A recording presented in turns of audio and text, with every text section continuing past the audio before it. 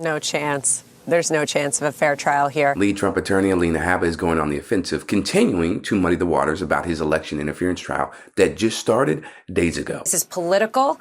It's election interference. You're not even allowing a father, never mind a former president, but a father attend his son's graduation. This is a straight up lie from Habba. As reported by the AP, Judge Merchant is saying he'd be, quote, willing to adjourn, end quote, for that day as long as the trial goes as planned, i.e., Trump behaving himself like a rational individual and not derailing anything further. But clearly, that didn't stop him from spreading the same lie Habba and others have parroted since. As you know, my son is graduating from high school, and it looks like the judge will not let me go to the graduation of my son, who's worked very, very hard.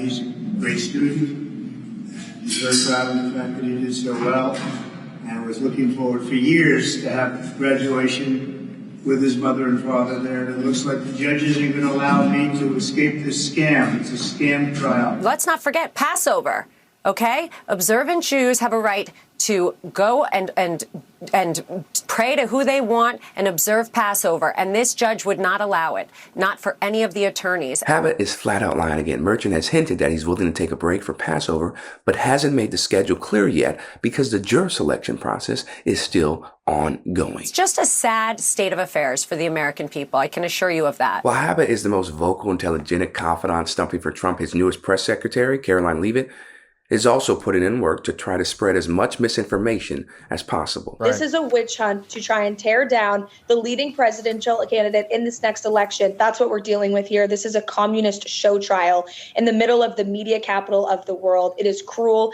It is unjust.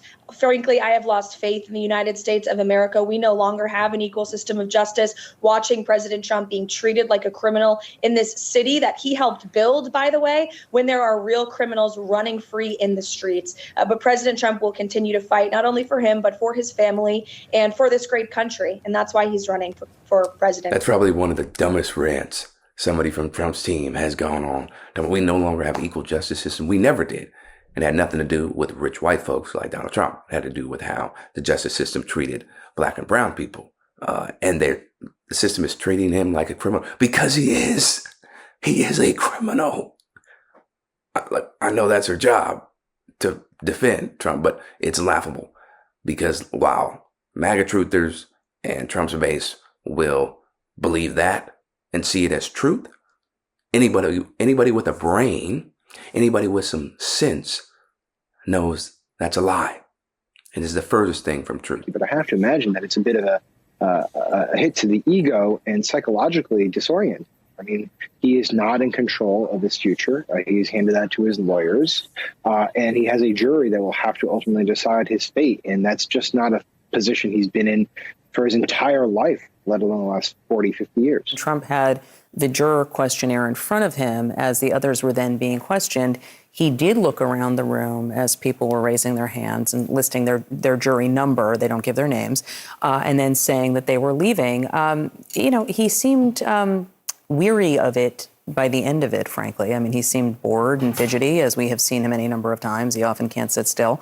But I think this is going to be one of the most interesting jury selection processes we've seen in a long time. I definitely think all the legal issues that Trump is dealing with right now are certainly affecting his massive ego, which is so precious, and then also his mental stability as we head into this election in November.